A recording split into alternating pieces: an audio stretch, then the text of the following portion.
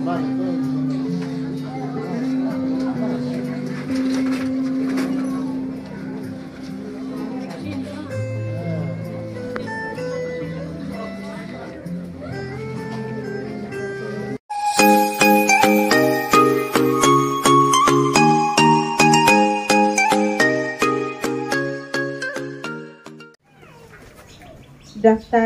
riwayat hidup almarhum. Nama Yohanes Kilok. Tempat tanggal lahir Rote 13 September 1952. Almarhum adalah anak dari Bapak Sakarias Kilok almarhum dan Mama Paulina Ndu Upi almarhumah. Almarhumah adalah anak kedua dari 7 bersaudara, yakni yang pertama Martin Kilok menikah dengan Yane Baba, yang kedua Yohanes Kilok almarhum menikah dengan Yakomina Baba, yang ketiga Amelia Seli Kilok menikah dengan Martinus Seli, yang keempat Erasmus Kilok almarhum menikah dengan Maria Suek, yang kelima Maria Ndu Upi Kilok almarhumah menikah dengan Martin Ndu Upi, yang keenam Petrus Kilok menikah dengan Agustina Henuk, yang ketujuh Seth Kilok menikah dengan Penina Pak. Almarhum menikah dengan Yakomina Baba pada tanggal 25 November 1975, dan dari hasil pernikahan dikarunia 6 orang anak, yakni yang pertama Agabus Kilok menikah dengan Janufrida LP Sina dan dikarunia 1 orang anak. Yang kedua Yerianto Kilok yang menikah dengan Marisa Maria Elat dan dikarunia 2 orang anak. Yang ketiga Yermes Kilok menikah dengan Dince A Pelokila dan dikarunia 3 orang anak. Yang keempat Marsen Kilok menikah dengan Yandri Yani Besi dan dikarunia 2 orang anak. Yang kelima Salvince Kilok menikah dengan Jerianto Amalo dan dikarunia 3 orang anak. Dan yang keenam Rivendra Kilok. Riwayat sakit. Pada bulan Januari tahun 2021, almarhum jatuh sakit dan melakukan perawatan di Puskesmas Busalangga. Dan selanjutnya, almarhum mendapat rujukan ke Rumah Sakit Umum Daerah Baak untuk mendapatkan perawatan lebih lanjut. Namun tidak ada perubahan sehingga pada bulan Februari tahun 2021, dokter dari Rumah Sakit Umum Daerah Baak memberikan rujukan ke Rumah Sakit Yohanes Kupang. Dari hasil diagnosa dokter, almarhum dinyatakan menderita penyakit kanker getah bening dan disarankan melakukan kemoterapi dari bulan Maret sampai dengan Desember 2021. Pada bulan Desember 2021, almarhum diingatkan oleh dokter bahwa almarhum sudah bisa pulang ke rumah, selanjutnya melakukan rawat jalan. Pada bulan Maret tahun 2022, kondisi almarhum menurun sehingga keluarga membawa almarhum ke Rumah Sakit Umum Daerah Baak dan selanjutnya dirujuk lagi ke Rumah Sakit Yohanes Kupang untuk melakukan perawatan lebih lanjut dan disarankan untuk melakukan operasi. Namun kondisi almarhum semakin menurun sehingga keluarga sepakat untuk membawa pulang almarhum ke Roteng.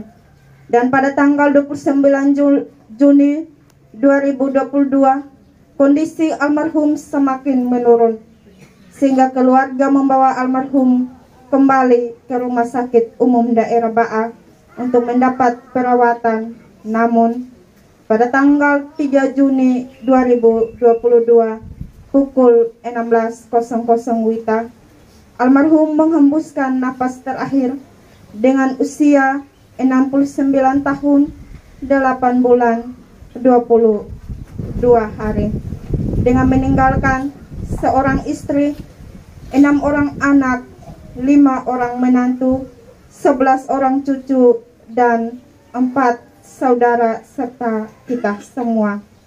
Selamat jalan suami, ayah, dan opa tercinta. Engkau sudah menunaikan tugasmu di dunia dan akhirnya kembali ke pangkuan Bapa di surga. Demikian riwayat hidup almarhum Yohanes Kilok, Busalangga, 5 Juni 2022. Terima kasih. Pertama Papa Markus di Kupang, disusul 2 bulan kemudian Papa Tobias Kilok di Padanon, dan sekitar 2 bulan kemudian Bapak Anis.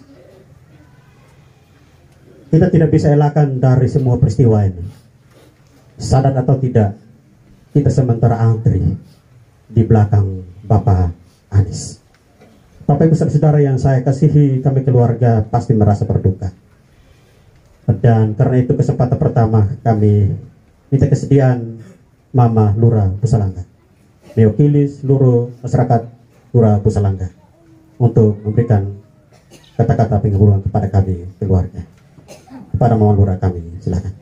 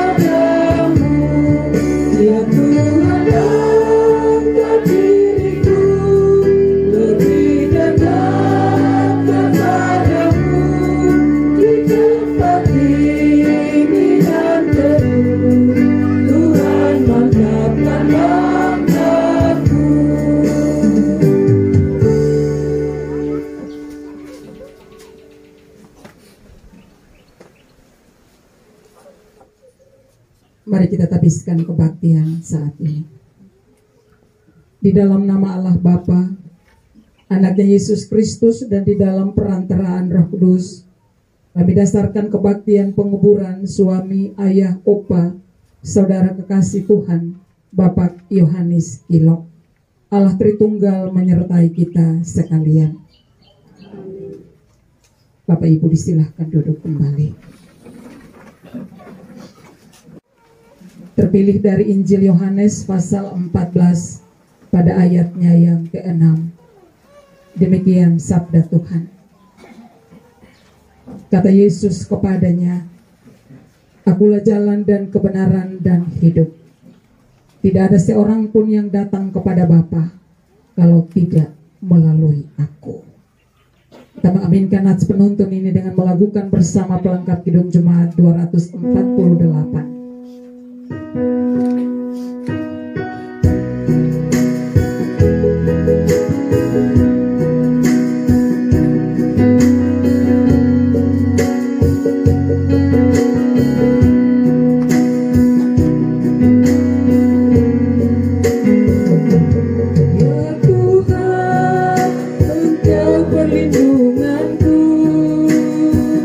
Sejak masa mudaku, Engkaulah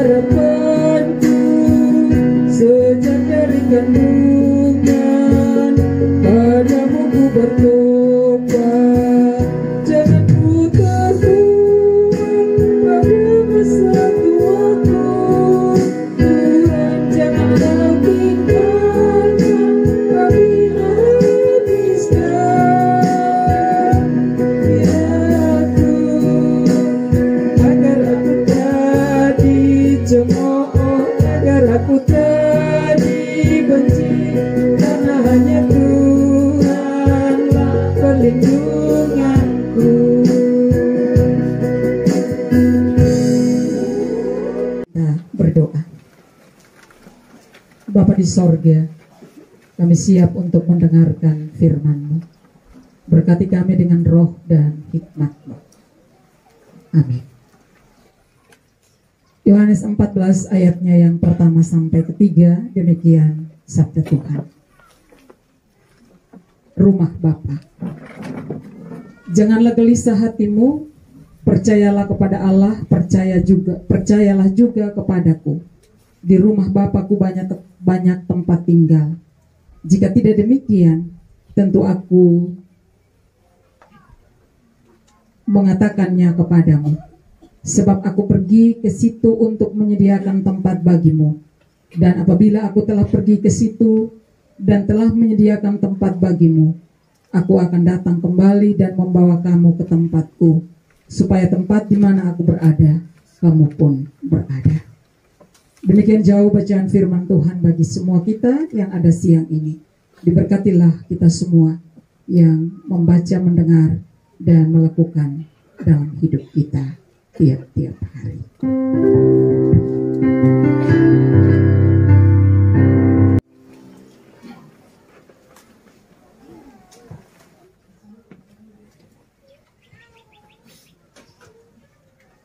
Bapak Ibu saudara-saudaraku yang dikasihi oleh Tuhan Yesus Kristus, Om Amina dan semua anak-anak, menantu dan cucu, keluarga besar Kilok, keluarga Baba, Do Ufi, dan semua rumpun keluarga yang terkait.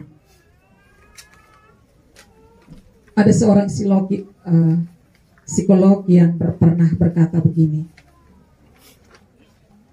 saat orang yang kita kasihi meninggal, saat itu pula sebagian hidup kita serasa mati.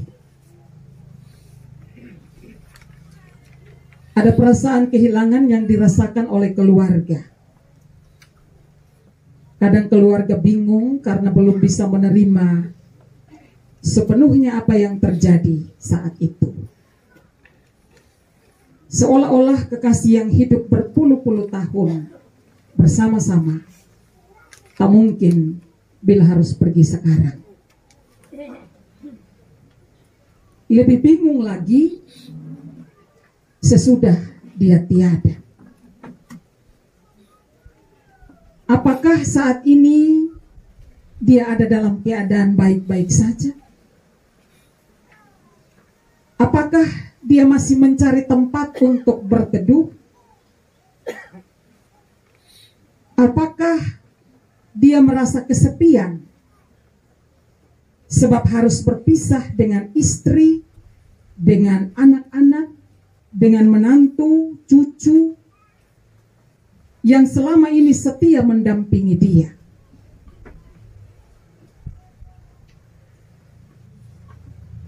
Bagi orang percaya, Yesus Kristus diutus Bapanya untuk menyelamatkan manusia.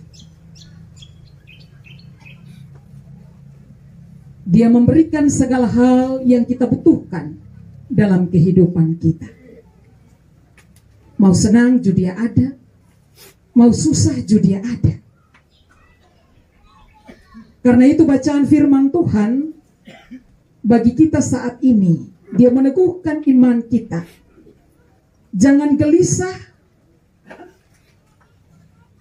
dan jangan cemas.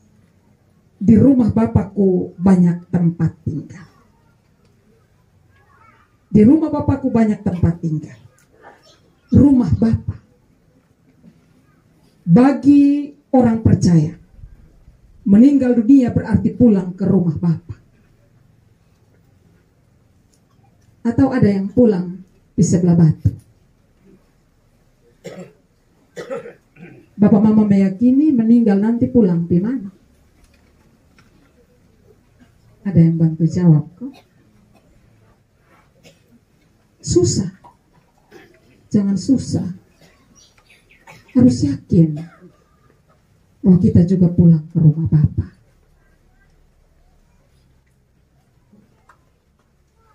Kata pulang yang dimaksudkan dalam bacaan ini mengandung arti aktivitas yang menyenangkan dan menggembirakan. Aktivitas yang selalu ditunggu dan diharapkan. pulang ke rumah Bapa di sorga. Catatan Injil Yohanes, dia bilang pulang ke rumah Bapa. Bapak, mama, saudara-saudaraku yang terkasih, kita yang telah pergi jauh dari rumah kita, rumah asal kita, karena pekerjaan, atau karena pernikahan, atau karena pendidikan, kita meninggalkan rumah asal kita di dunia. Saya percaya kita punya kerinduan yang besar untuk kembali ke rumah tempat kita dibesarkan, tempat orang tua ada.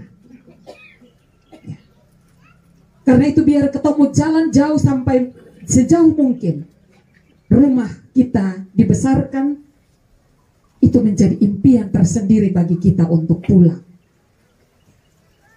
Ketong hitung waktu, kapan ketong punya kesempatan untuk pulang ke rumah di mana kita dilahirkan, kan, kita dibesarkan. Senangnya minta ampun. Dan itu saya pikir menjadi kerinduan dan pengharapan setiap orang yang telah keluar jauh dari di kampung halaman.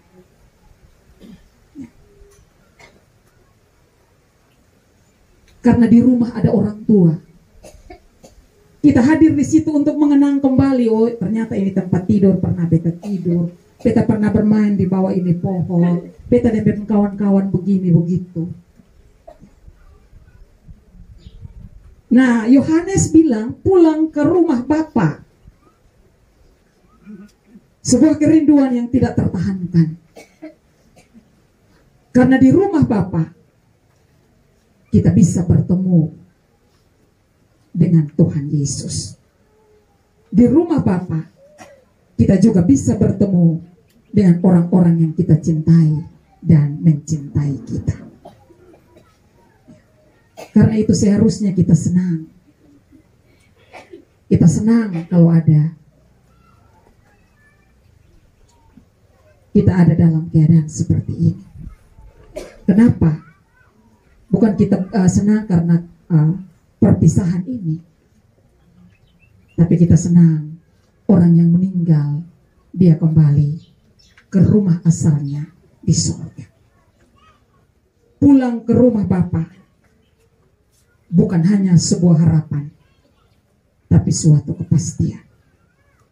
Sebab Tuhan sendiri yang janji, dan ketong semua percaya akan janjinya. Bapak, mama, saudara-saudaraku yang dikasihi oleh Tuhan Yesus Kristus, pernahkah kita memperhatikan pakaian yang dikenakan orang Kristen saat ia meninggal dunia? Biasanya keluarga akan memberi dia pakaian yang terindah dan semua yang terbaik. Mungkin yang dia kenakan saat itu berbeda dengan yang dia pakai setiap hari.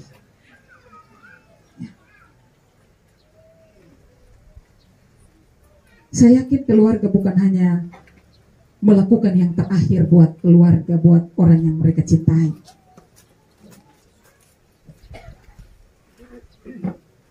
Tapi orang yang meninggal ini, dia akan pergi menghadap Sang Penciptanya. Keluarga yang masih hidup akan memberi dia pakaian yang berbeda dari setiap hari dia pakai. Mungkin dia setiap hari hanya pakai baju kaos oblong, celana pendek, tidak suka pakai sendal. Tapi ketika dia meninggal, dia mengenakan kemeja putih. Ada juga yang dilengkapi jas dan dasi. Luar biasa.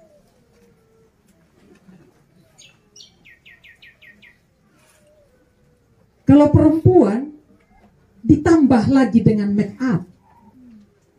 Betul, kok Bapak Mama pernah lihat? Iya. Saya pikir itu bukan lelucon. Pakaian yang dia kenakan juga berbeda. Dia tidak mungkin ada di dalam peti dengan daster yang setiap hari dia pakai. Di baju kesayangan yang sebolong-bolong, dia akan pakai itu. Mungkin setiap hari dia sisir rambut. Yang penting sisir sah. Tapi ketika dia ada dalam peti mati, ketika dia meninggal dan kita yakini dia akan menuju, dia akan bertemu dengan Sang Penciptanya, dia akan mengenakan pakaian yang indah. Wajahnya juga diberikan bedak dan make up. Mungkin saat hidupnya dia jarang sekali make up, atau bukan, mungkin juga tidak pernah. Dia hanya pakai bedak. Tapi ketika dia meninggal, itu yang kita buat. Seolah-olah dia mau pergi ke tempat pesta. Dia bertemu dengan orang-orang terhormat. Bapak Ibu saudara-saudaraku yang terkasih, saat dia meninggal, saat seseorang meninggal, ia akan pergi menghadap Sang Pencipta dan Juru Selamatnya. Karena itu selayaknya dia juga mengenakan pakaian terbaiknya. Bapak mama saudara-saudaraku yang dikasihi oleh Tuhan Yesus, saat ini dengan iman semua kita meyakini bahwa Tuhan sudah menjemput Opa Anis, suami, bapak, opa, saudara terkasih, untuk masuk rumah Bapa di sorga. Karena itu kita perlu bersuka cita. Bukan senang karena kematian ini, ya, perpisahan ini, tapi karena kita tahu dia pergi ke tempat di mana Penciptanya ada. Tempat yang indah, tempat yang sangat dirindukan oleh Bapak Mama dan juga saya. Tempat yang sangat diharapkan. Tempat di mana kita akan bertemu bahkan melihat Tuhan Allah. Tempat di mana tidak lagi ada kesusahan dan air mata. Tempat di mana tidak ada lagi kesedihan, dosa, sakit penyakit, dan penderitaan. Ya. Karena itu saya bilang, bersuka cita untuk apa yang Tuhan izinkan terjadi hari ini. Banyak orang melihat kematian sebagai sesuatu yang menakutkan. Tapi Rasul Paulus tidak. Bagiku hidup adalah keuntungan. Bagiku hidup adalah Kristus. Dan mati adalah keuntungan. Mungkin kita pikir Rasul Paulus ini sama kayak orang gila. Masa orang mati disebut beruntung. Tapi ini yang kita belajar hari ini. Dia pergi ke tempat di mana ketong semua harapkan. Ke rumah Bapa di sorga. Sebuah tempat yang diidam-idamkan oleh saya dan Bapak Mama semua. Saudara-saudaraku yang dikasihi oleh Tuhan Yesus Kristus.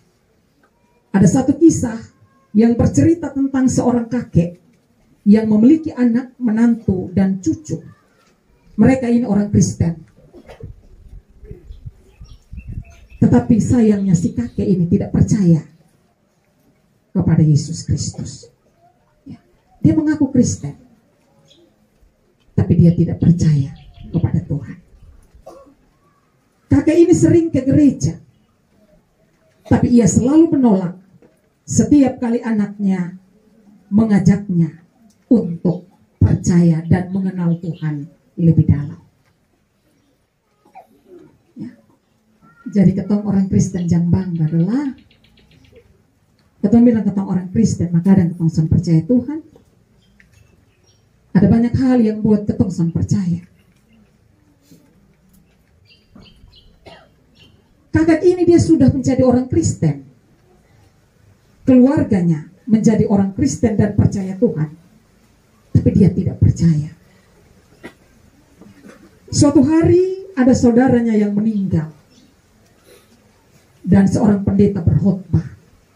Pendeta ini bilang begini. Ada tempat yang berbeda bagi orang percaya yang telah menerima Yesus dan tidak menerima Yesus. Tempat yang berbeda. Tadi ketong begitu yakin bahwa ketong mati pasti di sorga. Ada tempat yang berbeda antara orang yang percaya dan mengandalkan Yesus, yang menerima Yesus dengan sepenuhnya, dan orang yang tidak menerima Yesus. Setelah pulang dari pemakaman, dia merenungkan kalimat pengkhotbah ini, pendeta ini. Dia takut sendiri. Bepo anak cucu semua jadi orang Kristen dan percaya Tuhan. Hanya beta sah menjadi orang Kristen tapi tidak mau menerima Tuhan menjadi pemimpin dalam hidup ini. Beta menjadi orang Kristen tapi tidak mau tunduk di bawah pimpinan Tuhan. Berada bersama dengan Tuhan dalam rumahnya. Apakah kita juga yakin bahwa kita sendiri kelak akan berada di sana bersama-sama dengan Tuhan atau tidak? Nats penuntun kita dia bilang begini, berbunyi begini. Akulah jalan dan kebenaran dan hidup. Tidak ada seorang pun yang datang kepada Bapa kalau tidak melalui aku. Jadi bagi kita yang beriman dan percaya kepada Tuhan, hidup dan tunduk di bawah kuasa Roh Tuhan, kita yakini bahwa pintu sorga terbuka untuk kita. Kita yang semasa hidup memberi diri tunduk di bawah kekuasaan Tuhan, kita yakini setelah nanti kita mati, kita juga akan berada bersama dengan Tuhan Yesus. Dia juru selamat yang membukakan jalan kepada Bapa. Dia yang menuntun pada kebenaran dan hidup yang sejati. Karena itu, saudara semua yang Tuhan Yesus kasihi, jangan tunda waktu untuk percaya dan menerima Yesus. Karena itu syarat mutlak kita masuk ke rumah Bapa di sorga. Jangan bilang masih muda, jangan bilang masih kuat. Tidak ada syarat orang mati itu harus tua, atau tidak ada syarat orang mati itu harus sakit-sakitan. Tidak ada. Kematian itu kuasa Tuhan, ketetapan Tuhan. Mau sekarang mau nanti ada di dalam tangan Tuhan. Karena itu jangan tunda waktu untuk percaya dan menerima Yesus. Refleksi kembali. Sepanjang ini saya benar sudah jadi orang Kristen. Tapi apakah benar saya percaya dan mau hidup tunduk pada pimpinan Tuhan atau tidak? Bacaan firman Tuhan hari ini menolong kita semua supaya kita tidak bingung. Ketika orang bertanya mati mau di mana, dengan pasti kita bilang kita juga mau di surga. Tuhan memberkati kita. Amin.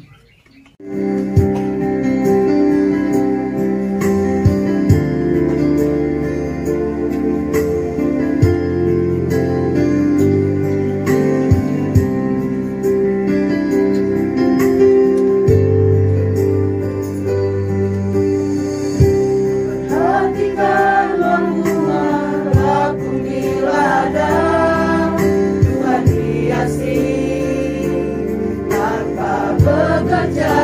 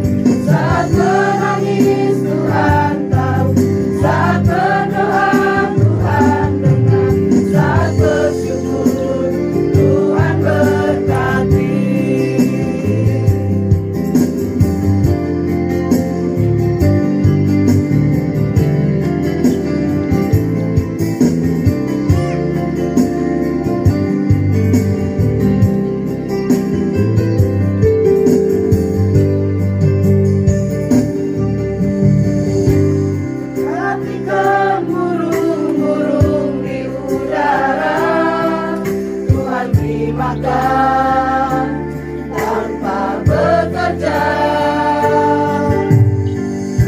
Apalagi kita orang percaya, Tuhan pelihara, Tuhan sediakan.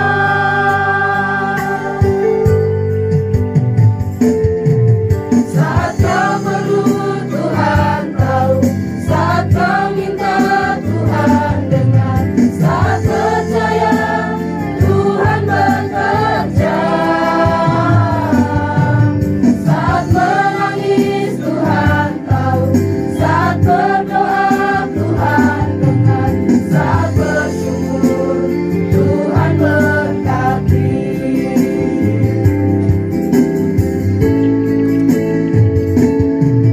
Saat kau perlu Tuhan tahu, saat kau minta Tuhan dengar, saat percaya Tuhan bekerja,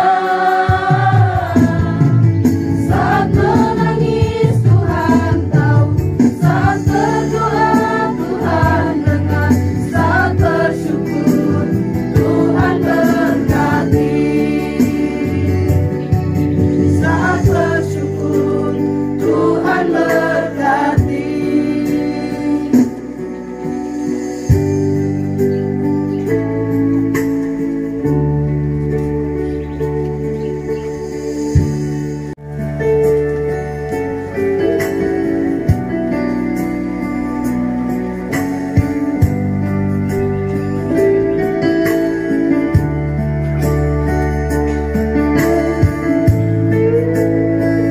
Bila kau izinkan sesuatu terjadi,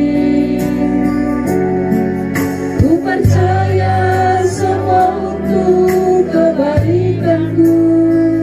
Bila nanti telah tiba waktumu, ku percaya kuasa-Mu memulihkan hidupku. Waktu Tuhan pasti yang terbaik, walau kadang termudah dimengerti. Lewati cobaan, ku tetap percaya waktu Tuhan pasti yang terbaik.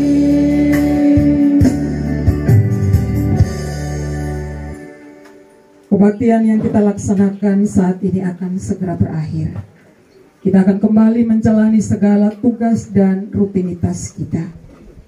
Yakinlah bahwa Tuhan tetap menjadi penopang yang selalu menopang kehidupan ini.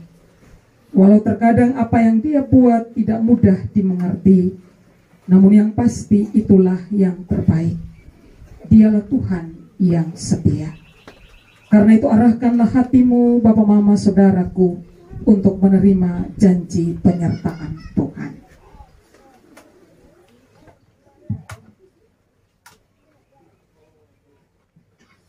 Kasih karunia dan pemeliharaan dari Allah Bapa, keselamatan dari Yesus Kristus dan penghiburan oleh Roh Kudus tetap menyertai perjalanan hidup Bapak, Mama, saudara-saudaraku kini dan sampai selama-lamanya.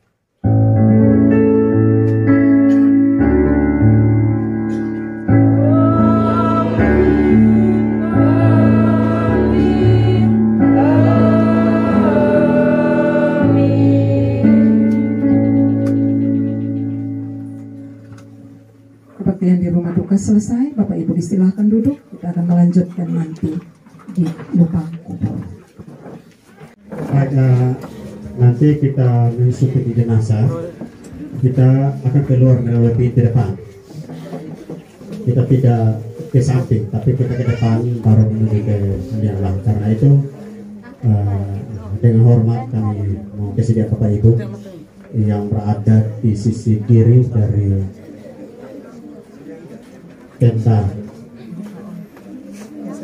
yang memakai daun kelapa ini untuk kita bergeser ya mungkin sekitar 5 kursi ke belakang. Memang lebih dekat langsung dari teras ke samping kiri. Tetapi budaya rote, apalagi ini jasad orang tua kita, dia tidak mungkin langsung menuju ke samping. Kita ke depan baru menuju ke yang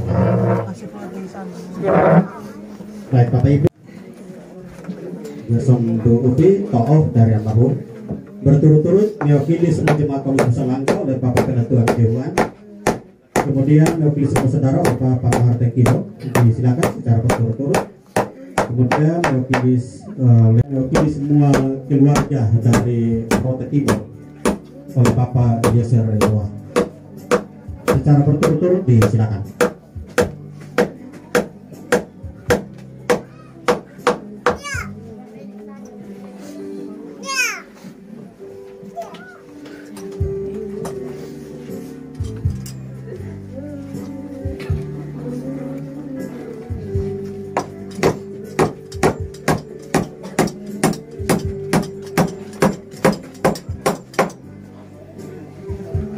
Kilo Bapak Stefan, Bapak Kakus Kilo, Bapak Yeri Kamalo, Bapak Liu Kehero, dan terakhir oleh Bapak Eliezer Redo. Disilakan Bapak Dokter.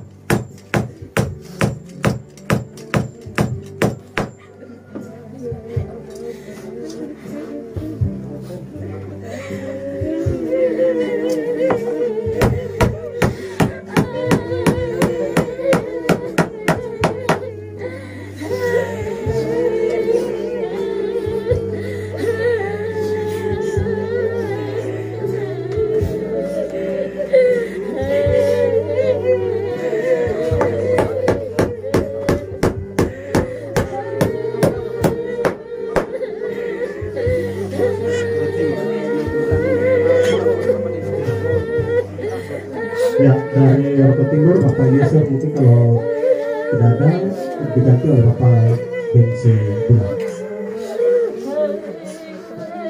Bapak Bensi Bulan ada?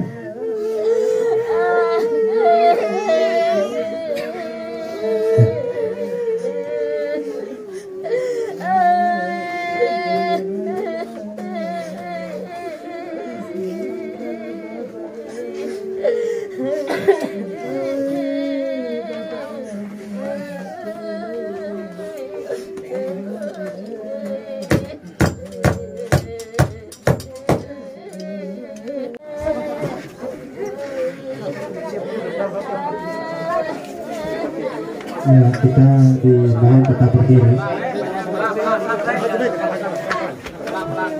Ya, Bapak Ibu saudara-saudara yang saya kasihi, inilah jasad dari Bapak Anies. Selama 70 tahun Bapak kekasih kita berada di tengah-tengah kita. Segala suka dan duka telah menghiasi kehidupan kita. Kampung ini namanya Nohu.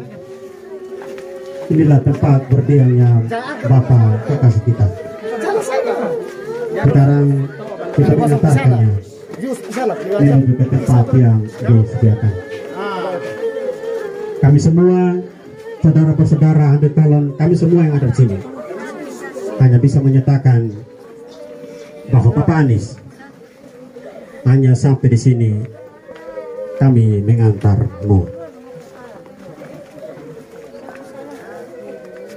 Hanya sampai di liang lahat ini kami mengantarmu.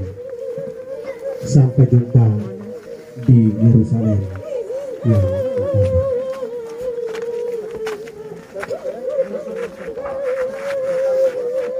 Bapak Ibu, dalam acara tabur bunga nanti, Bapak Ibu yang telah diwacakan dimohon untuk berada di sekeliling liang lahat untuk memperlancar acara bunga nanti. Sekali lagi Bapak Ibu yang telah dibacakan namanya, yaitu Bapak Kepala. Ibu, saudara-saudaraku yang dikasihi oleh Tuhan Yesus, Kita melanjutkan kebaktian penguburan jenazah Bapak Yohanes Kilok di tempat ini. Di tempat ini kita akan memakamkan jasad dari suami, ayah, opa Yohanes Kilok, kekasih kita yang telah meninggal dunia. Meskipun kita berduka karena kepahitan maut yang sudah menjadi bagian hidup ini, akan tetapi kehidupan kekal telah dijanjikan kepada kita oleh kematian dan kebangkitan Tuhan kita Yesus Kristus. Janji inilah yang akan senantiasa menghibur dan menguatkan kita. Bapak Ibu, umat Tuhan yang terkasih, mari kita lakukan bersama Kidung Jemaat 269. Hai musafir, mau kemana kau arahkan langkahmu.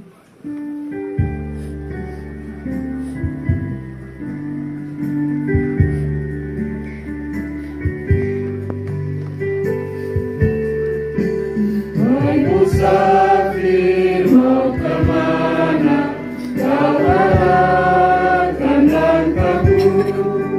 Kami ikuti raja dan berjalan lesu lewat gunung dan dataran, arah kami ke istana, arah kami ke istana kota raja yang kudus, arah kami ke istana kota raja yang kudus. Mari kita berdoa bersama dengan mengucapkan doa Bapa kami. Kita berdoa. Bapa kami yang di sorga, dikuduskanlah namamu, datanglah kerajaanmu, jadilah kehendakmu di bumi seperti di sorga. Berikanlah kami pada hari ini makanan kami yang secukupnya, dan ampunilah kami akan kesalahan kami, seperti kami juga orang bersalah kepada kami. Dan janganlah kami ke dalam pencobaan, tetapi lepaskanlah kami dari yang jahat. Karena Engkau yang punya kerjaan dan kuasa dan kemuliaan sampai selama-lamanya. Amin. Bapak Ibu, saudara-saudaraku yang terkasih, Tuhan telah memanggil suami, ayah, opa, saudara terkasih, Bapak Yohanes Kilok untuk beristirahat dalam keabadiannya. Karena itu marilah dengan pengharapan kita menguburkan jenazahnya sambil terus percaya kepada Tuhan yang bersabda, "Akulah kebangkitan dan hidup. Barang siapa yang percaya kepadaku, ia akan tetap hidup walaupun sudah mati." Kebaktian tempat ini selesai. Baik, Bapak Ibu, kita akan lanjutkan acara kita, yaitu acara pembahasan terakhir dalam kita perhubungan. Dan seperti yang kedua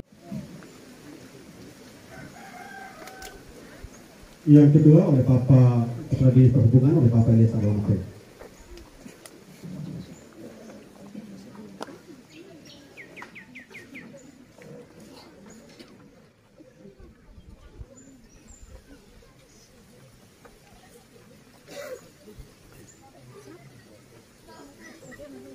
Yang ketiga oleh Bapak Yendu.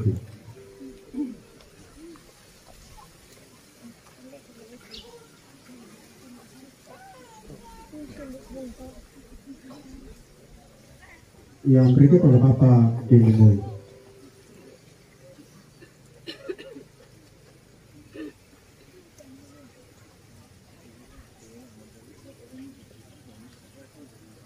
Yang berikut oleh Bapak Kepala Desa Busalan Barat.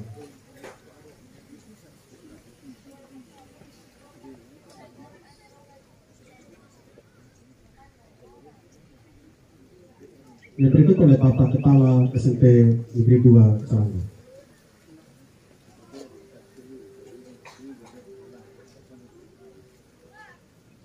Yang berikut oleh Bapak Ori Baba. Bapak Ori Baba, tokoh dari Nanas.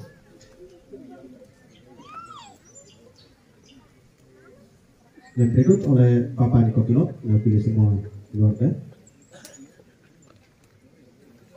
Yang berikut oleh istri tercinta Mama Mina.